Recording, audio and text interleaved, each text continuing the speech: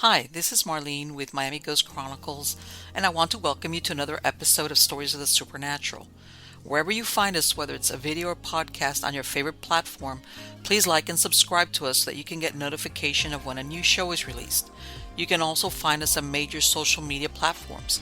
If you go to MiamiGhostChronicles.com, you can find links to the videos or MP3 files, which you can download and enjoy without commercial interruptions. If you're into classic horror, ghost, and adventure stories, I narrate Nightshade Diary, and you can find links at nightshadediary.com. If scary stories are your bag, and listening to encounters with cryptids, ghosts, dogmen, and other weird creatures sends a shiver up your spine, then go to supernaturalstorytime.com for links to our weekly podcasts. Noteworthy news about the paranormal world, true crime, conspiracy stories, and anything that is just plain weird can be found at eerie.news or visit the Stranger Than Fiction Stories tab at miamighostchronicles.com. Please subscribe to my newsletter on Substack. Just go to mppellicer.com for a link. I want to thank you for being part of my audience, and I think you are all wonderful. Hi everybody, and this is Mysteries of Old Florida, Volume 3. And I have a lot of interesting stories that date back from those years. The first one is in April of 1903, and it's titled Who Hated Roland? Mr. Roland B. Morgan traveled from Elgin, Illinois with his wife and her mother to winter in their country residence named Albay, situated about 5 miles across the bay from Pensacola on the Santa Rosa County Peninsula. He owned about 60 acres there. Now, prior to this, he had already disposed of hundreds of acres to parties from up north. Only 40 years before, at this same site, Union sailors and Marines destroyed the ship Judah, which was a Confederate ship under modification at the Pensacola Navy Yard. Union and Confederate forces squared off in a battle in a growing civil war. But now, all was calm, and the Morgans were planning to live here permanently. Morgan for many years had been a foreman at the Elgin Watch Factory, and then in Florida was involved in the coal business with the C.N. Russell Company. It was the spring of 1903 when he picked up a small square box at the post office from a company called Hammond's Foods. He went home, and inside was half a pound of what was described as breakfast food. He stirred a spoonful into a saucer. His wife and mother-in-law tasted it and spat it out because it was so bitter. They warned him about the taste, but he waved them away and took a swallow. 15 minutes later, his agony ended in death. His wife and her mother also came close to death, but survived. The coroner's jury was still pending when Morgan's body was interred on his estate. Within a few days, Morgan's brother-in-law, Charles E. Wilcox, arrived in Pensacola from Chicago. He had the body disinterred. The body was viewed by the coroner's jury at Northup and Woods Undertakers. Morgan's remains were said to be in a very bad state, and lifelong friends said the man was unrecognizable. His torso, even after so short of time, was blackened and decomposed. He also displayed rictus sardonicus, an unfailing indication of strychnine poison. Due to the suspicion of poisoning, samples from his stomach were sent to Chicago and New York for an expert verification of what had killed the man. Local chemists also examined the stomach contents. When the contents in the box were tested, it was ascertained there was enough poison to kill a dozen men. At one corner of the box, there was a small hole as though the package had been crushed in the mail. A story was circulated that a local newspaperman found a postcard written by a man who was said to be on bad terms with Morgan. A comparison was made of the handwriting on the package and the card, and they were similar. However, the postmarks on the package were indistinct. Within days, the story was discounted. It took a month before results came back from Morgan's tissue samples, and what came in the box from Chicago. Professor John H. Long from Northwestern University confirmed that strychnine in large quantities was found in the food and the stomach contents of Roland Morgan. The mystery deepened as Morgan was said not to have any known enemies. He was a popular man with many friends. Prior to this, Morgan had on many occasions received samples of prepared food through the mail. Had someone poisoned the contents not knowing who would eat it? Or had it been planned by someone who knew he frequently received this type of sample in the mail? Morgan's wife stayed living at the home where her husband had died. She had already endured tremendous heartache when the couple had lost two daughters, Nellie and Katie, within one day of each other in 1881 due to scarlet fever. By 1920, she had moved back to Elgin, Illinois, and lived with her brother Charles Wilcox and his daughter Sarah Krieger and her son Charles. She outlived her brother, and in the 1940 census, at the age of 91, she was still living in the same home with her niece. She never remarried. The mystery of who poisoned her husband Roland remained unsolved. Not only who, but why. Our next story is titled The Murderous Thieves. On June 5, 1904, Maddie E. Carlisle's body was found lying under her bed. Both her eyes were bruised. Her right arm, side, and leg were a mass of black and blue bruises. Her lower extremities were swollen. Two young women who resided in the same house located at 117 West Church Street returned from their work, and they found the front door locked, which was unusual since they rented a room at the house. Once inside, they couldn't find Mrs. Carlisle, their landlady, and they called police. A search was made, but nothing was found. The girls suspected something was wrong, and they spent the night with a neighbor. The following day, after they both returned from their work as stenographers, Mrs. Carlisle was still missing. They called the authorities once more. Detective James E. Crawford came to the home and found the back door unlocked. He went to Mrs. Carlisle's bedroom and found what police missed the first time. It was the dead woman underneath her bed. A quilt had been pulled from the foot of the bed, which reached to the floor and hid the body. An initial examination of the body by physicians clarified that the bruises did not cause her death. There was no sign of a struggle in the room, and the cause of death was not clear.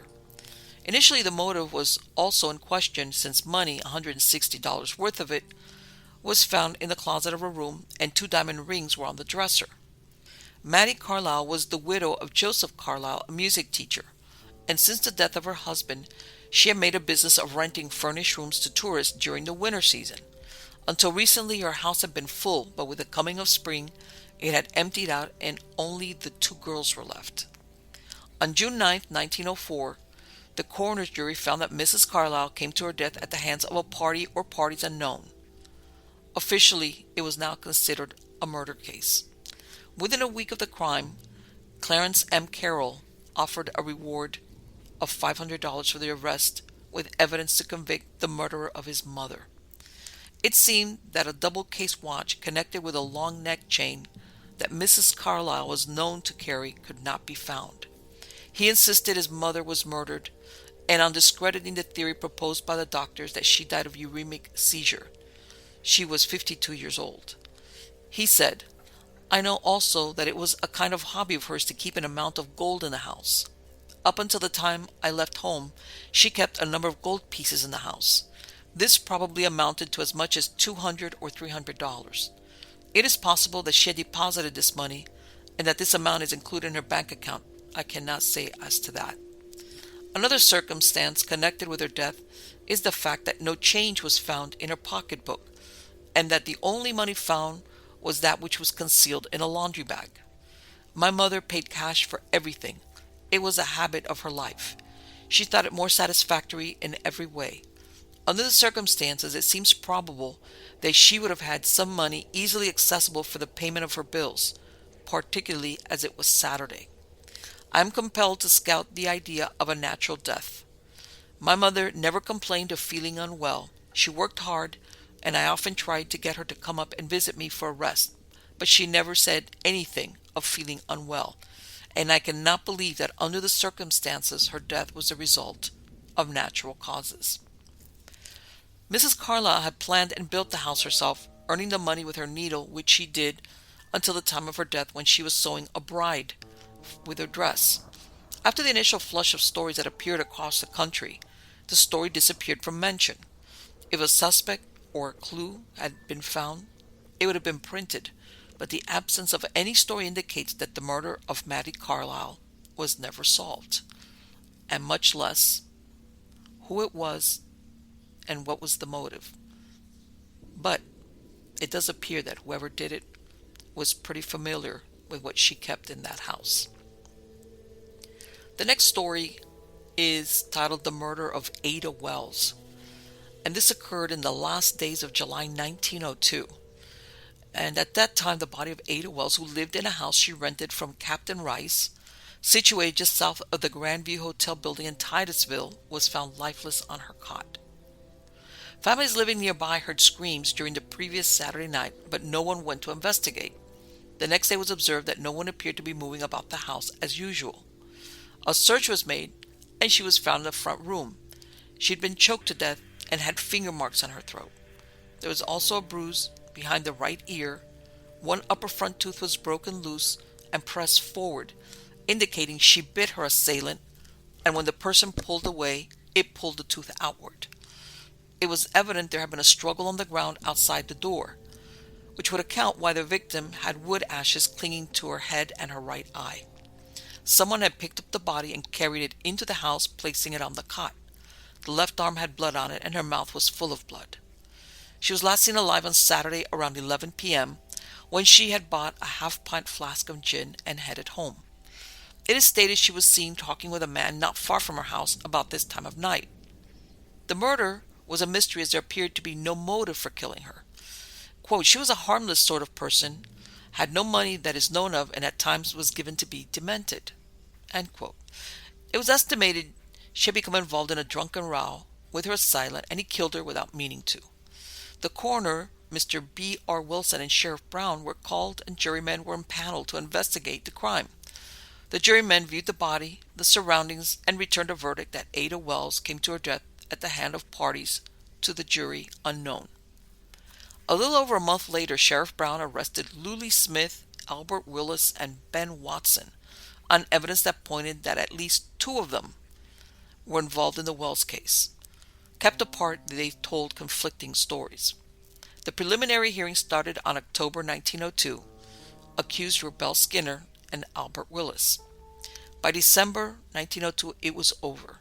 Belle Skinner was convicted of murder in the first degree with recommendation for mercy. She was sentenced to life imprisonment. Albert Willis, convicted of manslaughter, received a sentence of 20 years. The evidence in the case was described as circumstantial, but proved that the murder was committed through jealousy. The two women were prostitutes, and Belle Skinner was the arch conspirator in the killing. Willis's confession was used extensively in the trial. Surprisingly, Belle was married when she killed Ada. She had immigrated from Canada and had been married for 10 years to William Skinner. Albert, on his part, had married Mamie Davis in May of 1902, only 2 months before the murder. 6 months later, it was noted that Belle Skinner was removed from the Monroe Turpentine Farm, south of Titusville, and taken to Ocala due to her failing health. Turpentine farms of those years used convict labor, and the work was known to be brutal. In 1910, she was still at the State Convict Hospital in Ocala, Florida. Belle was then 48 years old. What became of Albert is unknown. However, his wife Mamie died in 1918 and was buried at the Florida State Hospital Cemetery. This hospital was an asylum for the insane. Captain Rice, who had rented the house to Ada Wells, died in 1904. The next story is titled, Who Killed Poison Dick Number 244-948? This is January 8, 1940, Key West, Florida. And the coroner, Enrique Esquinaldo Jr., said the man had committed suicide. The man in question was tied to a rock and covered with mud. He was about 35 years old and found at the bottom of a saltwater swimming pool off the northern branch of Roosevelt Boulevard. This was a popular spot that only in 1938 was reported as being used for Girl Scout meetings and fish fries. Dr. William R. Warren, the city health officer, autopsied the body at Pritchard's funeral home. The fingerprints were sent to the FBI. The body was found by Silvio Carrera, a WPA watchman. It was floating face downward in the pool near the diving platform. At that moment, a Parks dairy truck was passing by, and Ike Parks, the driver, stopped when he heard Carrera shout, "Here's a dead man!" Parks ran to where he was and turned the body over. It revealed the man had been dead probably from 3 to 5 days. The feet and hands had been tied with green cords. Hanging from the hands and a cord around the man's waist was a dog collar looped through the man's belt.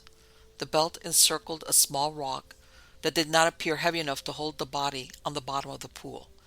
It could not have floated in from the bay as the intakes into the pool were screened. Laundry marks on the cheap trousers he wore were checked by the Columbia Laundry Company, but no record of it was found there. A coroner's jury was taken to the swimming pool, and the justice of the peace reconstructed the scene.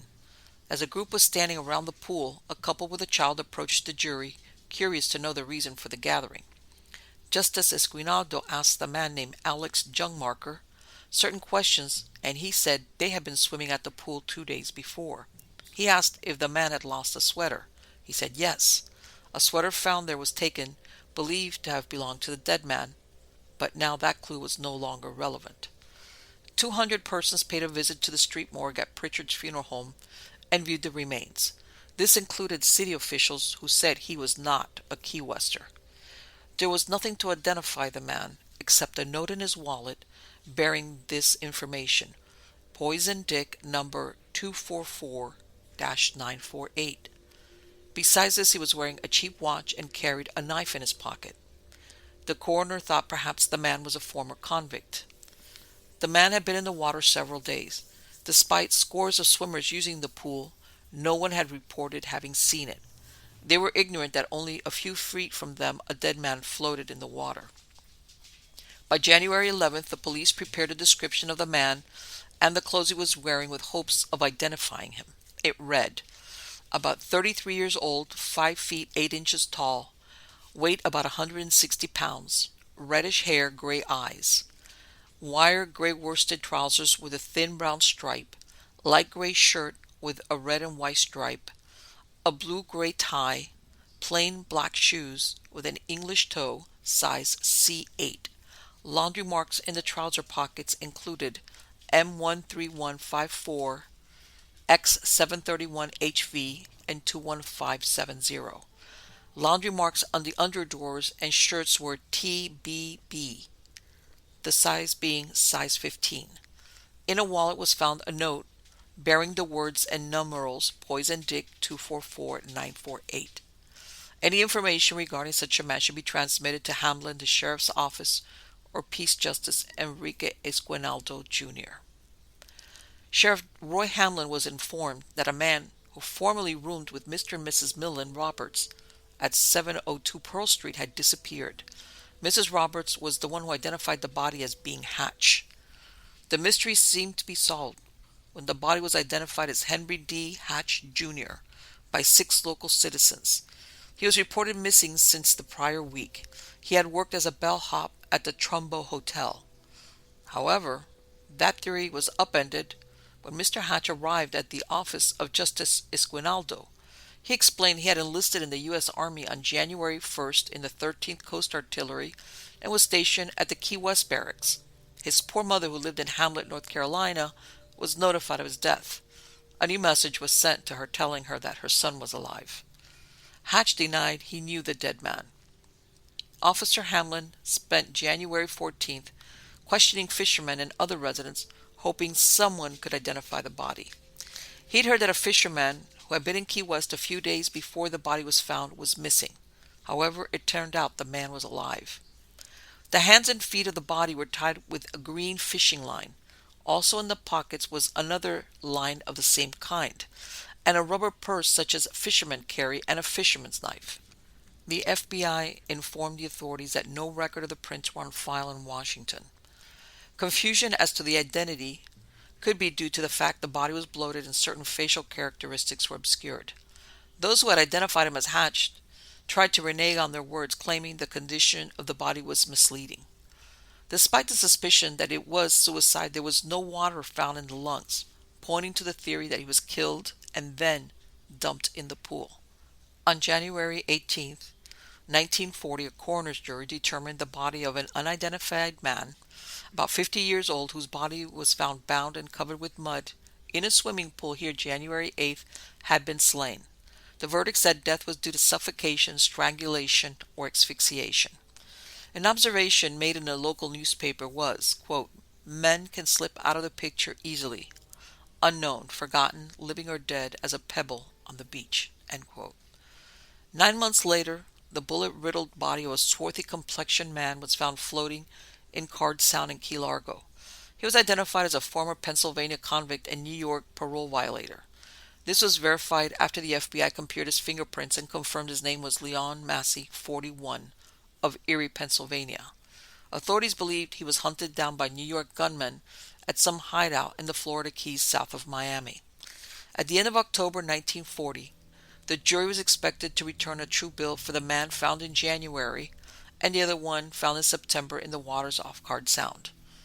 In November, that same jury in Key West had abandoned the case against Carl Tanzier Van Kossel, who'd unearthed the body of Maria Elena Hoyos from her grave and kept it in his home for various years. This same jury reported it had been unable to determine the circumstances by which the man found in the saltwater pool in January met his death. It's assumed that during those months the man was probably given a burial in a potter's field somewhere in Key West, probably in the Key West Cemetery. In July of 1941, Ishmael Lee Davis, 24, of Winslow, Indiana, dived into the Roosevelt Boulevard swimming pool and broke his neck when he struck a rock in the bottom. He was taken to Marine Hospital where he died. He was a first-class seaman at the Key West Naval Station Air Base. Perhaps it was the discovery of the murdered man in January 1940 and the death in July of 1941 of Ishmael Davis that caused the popularity of the pool to wane. By 1949, title to the Roosevelt Boulevard swimming pool area was sold to the city by the state with a stipulation the area would be for the public's use. The Business and Professional Women's Club began to rehabilitate the pool.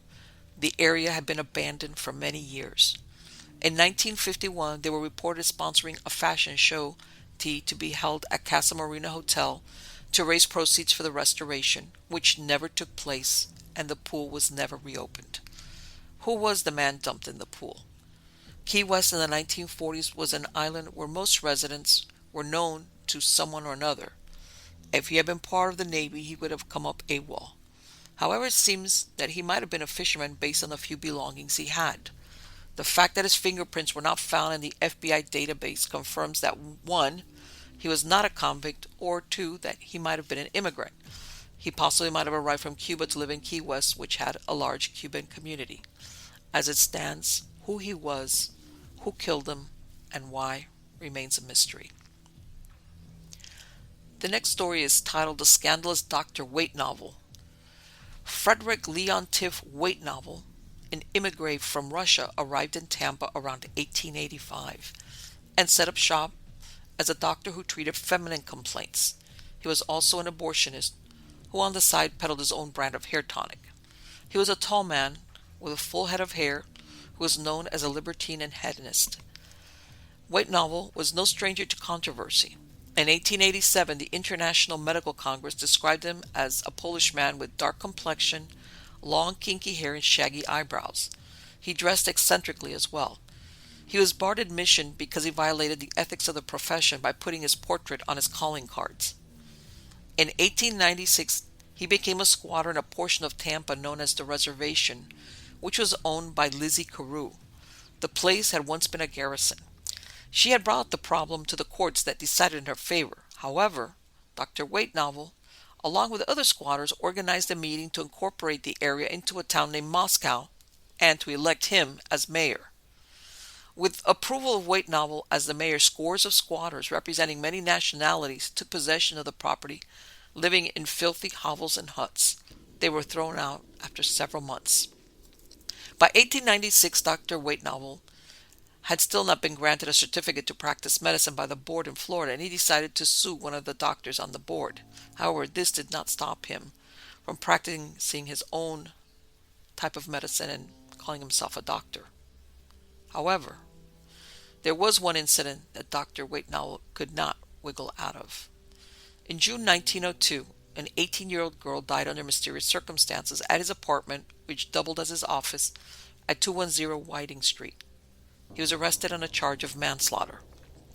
Dr. Weightnovel's practice was described by a local newspaper as, quote, what has long been regarded as the most infamous den of criminal malpractice that ever flourished in a respectable community. The previous day, Captain Carter of the police department was told the corpse was being moved from Dr. Weightnovel's apartment. Upon arrival, he found that it was a young woman and that she had already been given over to the care of Undertaker J. L. Reed. Dr. Weightnovel had made out the death certificate. She was identified as Irene Randall of Quincy, Florida. Her father was A. Randall, who owned a large tobacco business located between Quincy and Midway. The girl had come to Tampa 7 months before to learn dressmaking from her aunt, Laura J. Christian. Captain Carter found out that Irene Randall had returned to Tampa without her family's knowledge. Upon her arrival, she went to Dr. Weightnovel's establishment on Whiting Street. Something happened that caused him to call in another doctor the day before her death. However, there was nothing he could do for her. The cause of death on the certificate was listed as peritonitis. Undertaker Reed said the body was badly contorted. Captain Carter ascertained that the girl had gone to Weightnovel's establishment for an abortion.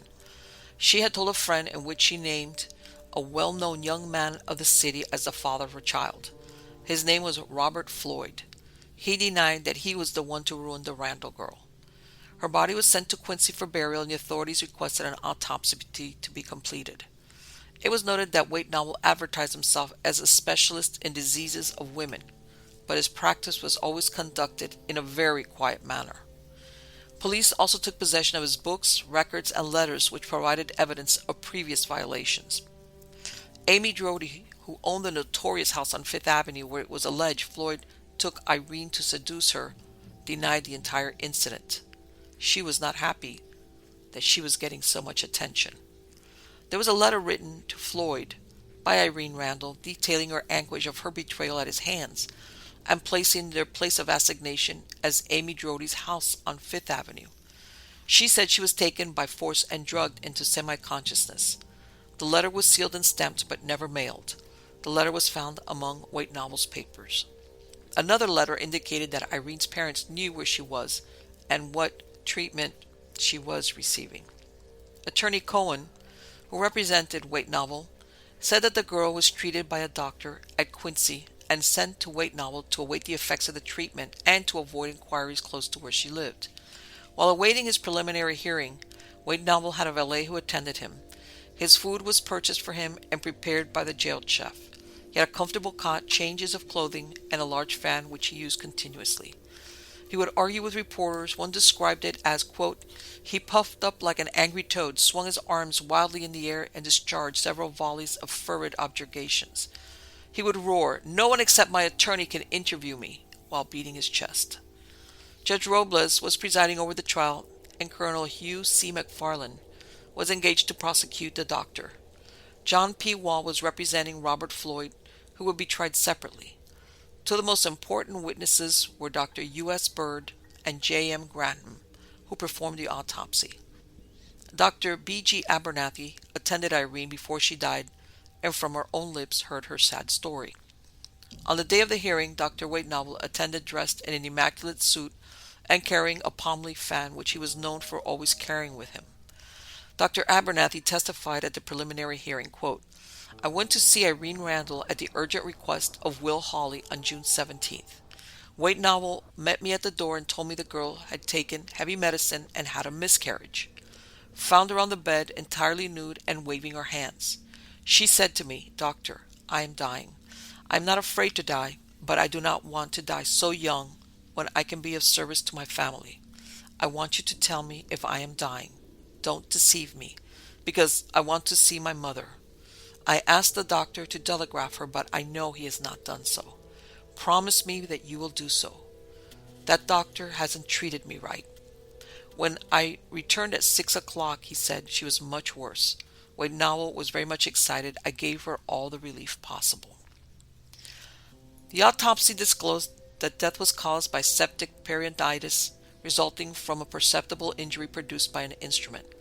The operation had been done within 2 weeks of death. Gestation was 3 months advanced. It confirmed that an abortion had occurred and that an operation had been performed. A neighbor named Frank Middaugh testified that on the night of June 17, he was awakened by cries of a woman in distress calling out, Doctor, Doctor. He went to investigate and found the cries came from a darkened room, and in an adjoining room, Weightnovel was sitting with his feet on a table, fanning himself while the cries continued. Another neighbor also heard the cries and Weightnovel telling the patient to be quiet. The undertaker said that Weightnovel had asked for him to remove the body as quietly as possible. The police captain described that when he arrested Weightnovel, he tried to hide a bundle of female underclothing and sheets. The officer took them and found they were stained with blood and medicine. Newspapers weighed in as to whether Weightnovel, who was openly being called an abortionist, would be convicted. Some considered it extremely doubtful since he had, quote, a long list of names of prominent women of the city, end quote, who he treated and that they would exert influence to gain his freedom. Weightnovel had no choice but to remain in jail since he could not pay the $2,000 bond. The trial was scheduled in 1903, but in the meantime it appeared that certain compromising letters had been found among Weightnovel's papers, including some tied to prominent citizens. Isaac Stewart, a judge in Volusia County's criminal court, had obtained the letters but refused to say how he came into possession of them. He was sentenced to 30 days for contempt of court by a Hillsborough County judge for refusing to disclose his source. He even refused to be sworn in. He claimed he did not have information in the Weightnovel case, but in another case of abortion performed at Limona that involved Stetson University. Judge Stewart said that he was brought to Tampa at the instigation of Governor Jennings, whose, quote, hirelings and tools were trying to cover up the corruption which had existed at Stetson University, end quote. Judge Stewart was representing John B. Stetson, the millionaire hat manufacturer who founded Stetson University at the land. Apparently, there had been an alleged illicit relationship between President Forbes of Stetson University and a teacher. There were letters written by the woman to Dr. Weightnovel. In January 1903, Frederick L. Weightnovel was found guilty of manslaughter as charged. He was sentenced to 6 years in the penitentiary. Within a few days, a motion was filed for a new trial, citing errors on the part of the court. In December 1903, he was granted a new trial by the Supreme Court. In January 1904, 4 citizens stood for $500 each to pay the bond for him to be released from jail, pending the new trial. Fortunes turned against Dr. Weightnovel even more, and in April 1906, it was noticed he was suffering from heart disease, and he was a charity case at the city hospital. His case was still pending in the criminal court. In May 1906, he died penniless and unmourned. He had suffered a paralytic stroke. It was noted that he had been exiled from Russia to Siberia as a nihilist, but escaped from Siberia and found his way to Tampa. He was buried in Tampa's Woodlawn Cemetery on May 19th by Undertaker J. L. Reed. It was said that with his death many secrets died, which, if made known, would have shaken the social fabric of Tampa. Is this why the second trial was not pursued? Were there those in high stations who feared that Dr. Weightnovel might disclose something if put on the stand? It seemed that he knew about some of the dirtiest laundry many so-called upstanding citizens wanted to keep in the linen closet. There was an unsubstantiated story that described where in 1885 he held the Free Love Society banquet at a hotel in Ybor City. Invited were over 24 of Tampa's most sought-after bachelors. On the menu were exotic foods served by women of color who were entirely naked. Tampa citizens were outraged, and for his troubles, Weightnovel spent the night in jail. As to poor Irene Randall, it seems she doesn't like quiet in her grave. A Tampa ghost tour described where she haunts a brown building, once Weightnovel's office, across from the Fort Brooke parking garage. The reason is she knew something was terribly wrong, and she was under the impression her mother would come to see her. She died with that wish unfulfilled. The next story is titled The Ghost of Anderson's Corner. On the corner of Southwest 232nd Street and 157th Avenue, Homestead, Florida, sits a 2-story building encircled by a chain-link fence. The openings for the windows are boarded up, and it dilapidates by degrees. None would guess by its appearance now that over 100 years ago it served the farmers in the area not only to purchase supplies but a place to trade information. William Anderson was born September 24, 1877. He left Indiana and arrived in Jupiter, Florida in 1898. There he worked in butchering cattle.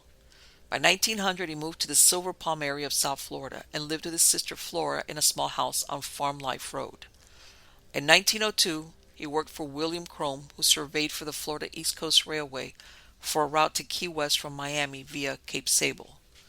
In 1904, the Florida East Coast Railroad founded Homestead as settlement for the railroad families. Gaston Drake opened the Drake Lumber Mill, which supplied all of South Florida, the Keys, and Cuba until 1923 when the lumber gave out. Anderson worked at the mill, running the commissary car at the Skidder Camp, which was in the area in which timber was being cut away from the mill itself.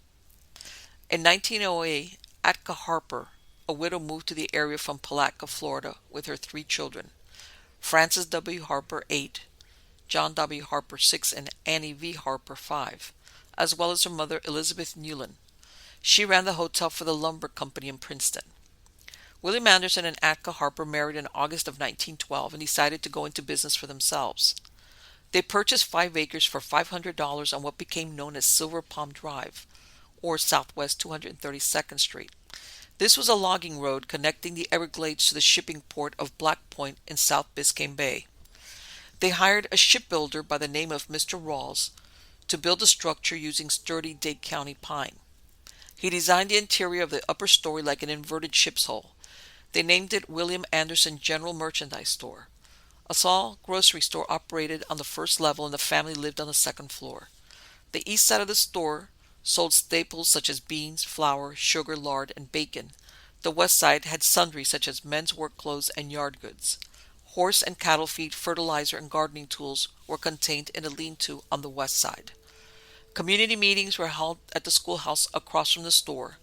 During those years, he became known as Uncle Will to those who lived in the area. Atka bore William 5 children in addition to the 3 she already had.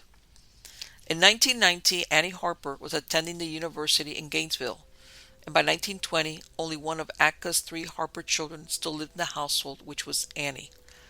The rest of the household was made up of the 5 Anderson children, Atka's mother, and William's 80-year-old father. The household was completed by a 25-year-old servant named Samuel Speller. In 1922, 18-year-old Annie married Ansley Grantham, a sergeant in the armed forces who served in France during World War I. However, they divorced in 1925. In 1930, Atka's mother, Elizabeth, and William's father, James, both took falls that resulted in their deaths within a 24-hour period. However, newspaper accounts and court records suggest that all was not well with the Anderson household. Atka filed for divorce from William on April 28, 1936. She moved to a different building on the Anderson property, and coincidentally this year, part of the building was made into apartments. The United States was still recovering from the Great Depression at that time. Rumors began circulating that William left his wife for his stepdaughter, Annie. After the divorce, Annie moved back into the building. In 1940, she kept house for her stepfather, her 2 brothers, James and Williams, and her 15-year-old son, George Grantham. She died in September of 1946. William Anderson remained at Anderson's Corner until he died on February 17, 1961, at age 83. Atka Anderson lived in the area until her death in August of 1963. The store was in operation until the mid-1930s. In 1938, J. Edgar Hoover used Anderson's Corner as his headquarters while searching for a criminal who kidnapped a 5-year-old child named James Skiggy Cash from his home. This was the only crime he personally investigated. Franklin Pierce McCall, 21, a tomato picker and one-time boarder with the Cash family, confessed to kidnapping for ransom and murder of the child. He was executed in the Florida's electric chair in Rayford, Florida, in February 1939. Anderson's Corner underwent a series of transformation, both during and after William Anderson's lifetime. Portions of the building were used as a flophouse for migrant workers. In 1970, Anderson's Corner was sold to Mr. and Mrs. James Cawthron by Mildred Anderson, and the building was once again converted into an apartment complex. The Cawthrons rented 2 apartments in the old house for $15 per week, and they leased the newer grocery store and gas station next door. In February 1975, it was condemned by the county's housing inspectors.